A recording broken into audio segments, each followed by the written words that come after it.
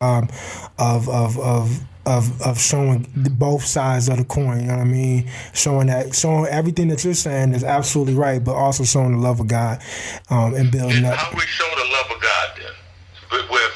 With say, something happens to you personally. How do you show the love of God to someone who's Well, dealing I'll with give you, death or dealing with I'll sickness? use you as an example. You know what I mean? Like you had your own kids. You know what I mean? Like you Mm-hmm. had your own situation, but you still found time to put, to bring other kids and take them under your wing and show them.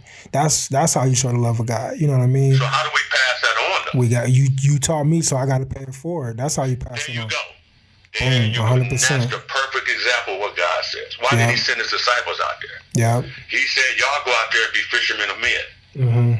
Yep. See what I'm saying? So how you gonna be fishermen of men and you're not living right? Because if you talk to them and they're gonna correct you and you can't answer their call, then you're gonna be like, wow, That's a fact. dog, he just called me out on this. So we're not armed and ready not only for God but as men. Then how are you Yeah, gonna teach the other men and women? that's true. If you're not ready and armed, you don't educate yourself on the Bible, you don't educate yourself on the people. So how you gonna come out here and talk about something you watched on TV or heard from a minister? And I'm not saying ministers are wrong, but I'm saying go read it for yourself Yeah, and then work in and out. And I always taught people, get your house in order. Then yeah. go help the masses. You can't be out here telling people about God and all this. Not at all. And your house is not in order. Not at all. Not at all. And that's why we appreciate you so much, man. I'm gonna start calling you Elder Strick. Is that all right, Elder Yeah. Strick? I'm gonna start calling you Elder, man, because I think that we need more brothers like you in the community, man. Because you've been always so willing to give that game, man, and and you've always been, in my eyes, a man of tremendous integrity and character, and so we need to. You're right. We got to pay that forward, man, and so moving forward, man. I've been really, trying to think about where we go from here, man, and just the overall development of black males. The music isn't what it is, man, and me and Strick, we trying to really change that as much as possible, bring some more content back. But we're a small part in this. Where do you see this going, man, and what tools can we be using to continue to develop black males? I think you are starting it right now because you're using your format that you created this format you have. I remember you walk around just the camera, just learning, and you say, you know what, Pop, this is what I'm gonna do, man, and we're finna do this, and that's when you get that spirit of change in you, Yeah. and you want to share it. But you also learned your art. And see, a lot of people want to get paid immediately, or they want the acknowledgement, but nothing happens Nothing. immediately You gotta work. because you have to sell your soul to get it immediate. See, you don't want nothing. You want to go that grind. Then it feels better when you get it. Yeah. It feels better when you get it. And I remember talking to you, back in the day when we used to sit in the cafeteria, and it was like you were hungry. And sometimes you get young men out here who are hungry, but nobody can feed them. Yeah. Or they get fed by the wrong person. And I was just going to say, or they get fed. See, I gave you God Yep. and what God put in me. I didn't give you me. I gave you what God put in me to share. Some people give you McDonald's. Yeah. You know how that go. Absolutely. Get you a stomach ache. Somebody tell you I'm street, but I came up on the street, so you can transcend street and mold it to feel right. Yeah. And when did that happen? When did that happen for you, man? Because I never really asked you, man. Like, Oh, okay. when did that happen for you, man? And how was you able to kind of see? Because I think that a big part of it is like seeing seeing reality as for what it is. Because I have my little I had my little run, you know what I mean? And then I think that the biggest thing for me it started to seem real phony. And I started to look at I guess I was presented with like a clear contrast. So what was it for you, man? I'm gonna give you a scenario of what I told my son one time. And I told a couple other young brothers, but my son, this new culture, people used to say, come up to me like, hey, this new culture, man, they ain't scared of nothing. They ready to go down. I said, nah, they are scared. They fear life. You know how you people say, I fear death? They fear life. Oh, wow. And that contrast of that is what causes them to do what they do. They fear life.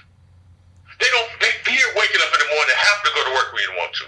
They fear having to go out there and walk their child to work every day. To school every day. Because the fear of it is, I got to do something. I want to do me.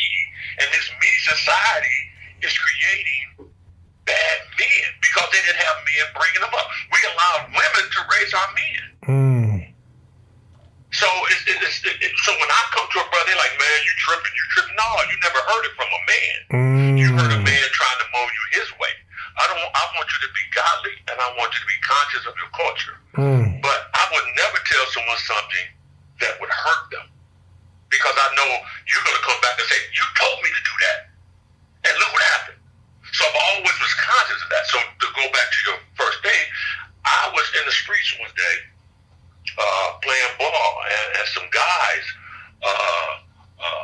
I gave them some monkeys or whatever, that's the past, and they met me out in the parking lot. Now, Anthony's and I was young then, and I'm like, okay, do I come back here and prove them wrong, or do I say, you know what, God, you just showed me this is not where I'm supposed to be? Exactly. So I had to make a conscious decision, say, do I go get my props back because they pumped me in the parking lot, or do I go home, look at my wife and children and say, I'm going to be a leader for y'all? Yeah. So I prayed about it, and I said, Lord, what do I do? And I never went back to that gym ever again. Now, the reason what I'm saying is everybody gets that mold at some point in life. Sometimes you ignore it, and sometimes you take it. And say, you know what, I need to make a change. Wow. But I prayed about it, and I said, Lord, you didn't bring me this far for me to be a clown right now. Man, I don't need basketball. Man, that's so powerful, man, because man, we could talk offline about a recent conversation I just had with your son, man, Strick. But when you come from a certain environment and when you come from a certain type of demographic of people, it doesn't matter how far God has brought you. You can jump right back into that mode like this. And I just had a recent situation, man. And you absolutely right. Because, among, street stuff or whatever, and I put air quotes in because I feel like the streets are a myth. That's a whole nother podcast. But, you know what I mean? Among street stuff, at the core of it is bravado and is manhood and is egos, right? And it doesn't matter what setting you're in, a man is always going to want to protect his ego. You know what I mean? That's exactly what it is, man. But you saying like, look, that was a moment for you where you like, that's where you actually became a man. And see, most people, that's how, that's why it's a trick, because people believe the invert reaction would have been you becoming a man, right? People would have thought that, oh, you go back with your, with your gun and show them who's really tough. That's the manhood. No. The manhood is I have something that's greater than this, and I got to be around to protect this. You know what I mean? That's that manhood right there, man. That's beautiful. And you know what's sick? Though? You know what's crazy? What's up? The guy, I ran into the guy years later. Yeah. Him and his boys. What did he say? Like, man, you know why we came at you that way? Because we wanted to be you. Wow. And you know what? Hey, bro, I got to stop you right there, man. I got to stop you right there, bro. I believe, man, I truly believe that God will make every situation make sense at some point if you trust him long enough. I truly believe that. And that was probably your validation. He'll give you that validation and he'll give you back. Even if you had a little piece of your manhood kind of taken or your piece of your ego, God will make it whole. That's beautiful, man. He said they wanted to be you. But they just, I'll check you out. You know how you playing ball and everybody talking junk and all that? And I was like giving them buckets, but I wasn't dogging them. So what happened was, in the game, everybody else was speaking up, like, dog, Strick just gave y'all buckets, blah, blah, blah, yada, yada. Wow. And they was like, yeah, but he can't do this. So one of the dudes went to his bag and showed me his gun, like, what that mean? So I broke it down to him. I said, man, you know what, man? I'm a black nationalist. I'm a black man. This is my recreation. I'm not here to embarrass you. See, I didn't go into the conversation before that happened. Wow. But since we brought it up, that's what happened. So he brandished a gun to me, and I said, dog, you fear me, but we playing basketball. But the white man has been doing things to you, and when you go into a spot, your job is put a gun on him and show him. When you go out to Bloomfield Hills and not at all. your gun, they be scared to death. Right, because they've been taught. That's that field Negro, house Negro mentality. Yeah, You've man. been taught that I gotta hate my own. Don't give them too much, Elder. I'm gonna stop you right there, man. We're gonna wrap up for the day, man. You about to give them too much, man. We gonna break this down completely, man. Right, because now, they've been taught. I told him. Oh man, hey, come on, man, come on, just stop for a second. Man, we gonna get back at. We gonna get. Look. Okay. Y'all see why I wanted to get the Elder on, man? Because we gonna break this down, man. We gonna really figure this out, man. How do we arrive at this? How do we arrive at these interactions that we have that end up in the loss of life, man? I got a lot of young brothers I went to school with that's dead for no reason. No reason. We're gonna really break this down because I believe that it's a sinister, systematic undertone to all of this that's been kind of driving behavior in the black male community for years. And we're gonna talk about it. We're gonna talk about it. I'm gonna have the Elder back on and we're gonna talk about this because knowledge is power, and I ain't trying to kick you. What they say? What you trying to kick knowledge? Is like, yeah, I'm trying to kick knowledge, man. But if you know me, you know that I've been on both sides of the fence. I've seen both sides of the coin, and so I know what I'm talking about. And that's why I'm gonna have the Elder back, man. But we gotta go, man. We over 20 minutes, man. But man, I appreciate you so much, brother. Next week we gonna pick up this topic, man, and then before we get on, man, we gonna do some text messaging back and forth, talk about some specific topics, man, because we gotta alleviate all of this pressure and all of this madness from our community, man, and we need to get black men in this venue to share. Oh man, you're going to be extension of brothers that think like me, because I'm gonna tell you something. There's brothers all around the country that think the same way I do. Yeah, but we gotta. They gotta find that venue that can get it out there, and you have a voice now. Yeah, and we gotta rebuild that, man. And I feel like, man, it's all beautiful, man, because I love where I'm at in Detroit, man, because. Man, all I see is black men that's leading households, man, and we're gonna talk about that too. You never see that on TV though. No, they don't want to show you that. They don't want to show you. They don't want to show you the beautiful neighborhoods in Detroit where I live. They don't want to show you that because they want to push that narrative.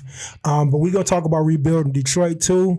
We're gonna talk about bringing people back to the Black Mecca, New Jerusalem. We're going to talk about all that, man, because it's a lot, man, and they're not going to silence us this time. But, Elder, I appreciate you, man. I'm going to have you back next week, man. Make sure y'all hit that subscribe button, man. But it's your boy, Mike Rand, straight up. Leave you with a scripture, though, man. Oh, yes, please, yes. Proverbs 3, 5, and 6. Yes. If every black man would use that scripture, it would change his life. Come on with it. Can we open it up real quick? You got your phone on you? I don't need to look it up. Trust in the Lord with all thine heart. Lean not into thine own understanding. In all thy ways acknowledge him, and he shall direct their path. There you go. Straight up, real people, real talk.